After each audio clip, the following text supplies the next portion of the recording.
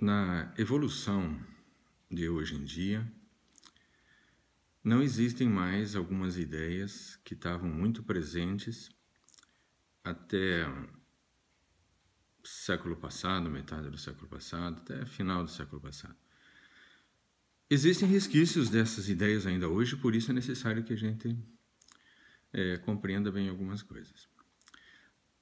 Era muito frequente se ouvir falar de uma espécie ser mais evoluída que outra, ou a ideia de uma espécie ser primitiva, uma espécie ser mais primitiva que outra, uma espécie ser mais evoluída do que outra, ou uma espécie ser a mais primitiva do grupo ou a mais evoluída do grupo. Essas ideias não existem mais dentro da biologia. Por quê? Porque na visão de hoje não existe uma coisa que seria o grau de evolução, que era algo que se pensava existir até pouco tempo atrás. A ideia de grau de evolução é uma ideia que pressupõe a quantidade de mudança, ou a quantidade de progresso, ou a quantidade de melhorias que uma determinada espécie poderia acumular ao longo do tempo. Na visão de hoje, as espécies todas são consideradas em pé de igualdade quanto a isto, simplesmente porque não se usa mais, não se vê mais valor em criar uma ideia de que haja mais progresso em umas espécies do que outras. Então, essas comparações, mais, menos, ou menos, que avaliavam as espécies umas em relação às outras, elas hoje em dia não fazem mais sentido dentro da biologia de hoje.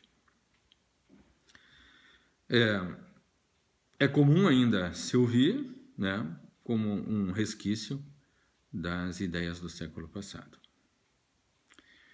Como se acreditava que as espécies progrediam com o tempo, hoje não mais, mas se acreditava, então existia também uma palavra informalmente usada que designava vamos dizer assim, a marcha ré do progresso. Então, se usava uma palavra que é involução para designar uma perda de características progressivas, ou seja, um regresso nessa linha de mudanças que era considerada uma linha de melhorias. Então, se a espécie perdesse características que eram consideradas melhores, ela se dizia estar involuindo. Essas ideias não fazem mais sentido na biologia de hoje.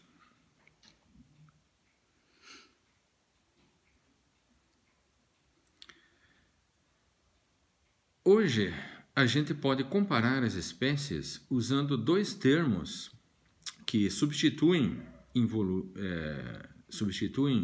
as ideias de primitivo e evoluído, só que elas são, embora elas substituam na linguagem esses termos, elas não são sinônimas dos termos anteriores, porque elas não envolvem a ideia de progresso.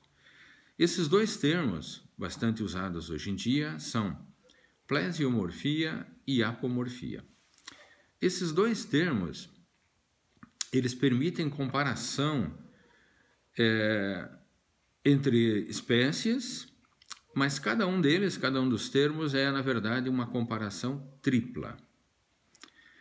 O que significa apomorfia e plesiomorfia? São comparações de duas espécies, pelo menos duas, com o seu ancestral comum mais próximo. Então, cada vez que usamos os termos plesio e apomorfia, a gente está fazendo uma comparação tripla, porque estamos comparando duas espécies com o seu ancestral comum mais próximo. Na hora que dizemos a espécie A é plesiomórfica em relação a B, a gente está falando que a espécie A é mais próxima do ancestral comum delas do que a espécie B. Veja que nós, sempre que usarmos esses dois termos, estaremos fazendo essa comparação tripla. Claro, apomorfia, né, significa o contrário disso. Então, se a gente dissesse, por exemplo, a espécie A é apomórfica em relação a B, a gente estaria dizendo que a espécie A é mais modificada em relação ao ancestral comum do que a espécie B. Só que esses dois termos, não faz sentido que nós usemos esses dois termos para as espécies como um todo. A gente só pode usar esses dois termos se estivermos fazendo referência a um determinado caráter fenotípico. Então, a gente corretamente poderia dizer assim: A é plesiomórfica em relação a B para cor do pelo, por exemplo.